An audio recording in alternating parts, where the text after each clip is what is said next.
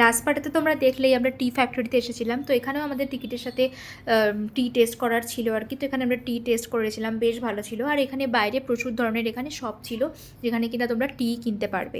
তো এখান থেকেও আমরা কিছু চা পাতা নিয়েছিলাম। আর তার পাশেই এখানে ছিল অর্গানিক প্রোডাক্টেরও শপ, যেখানে একদম এখানে পিওর অর্গানিক প্রোডাক্ট তোমরা পাবে, হার্বাল প্রোডাক্ট যেটাকে বলে। তো এখান থেকেও আমরা বেশ কিছু শপিং করেছিলাম। আর সত্যি বলতে বাড়িতে এসে যেগুলো ইউজ করছি এগুলো ভীষণই ভালো, একদম অর্গানিক প্রোডাক্ট, পিওর প্রোডাক্ট।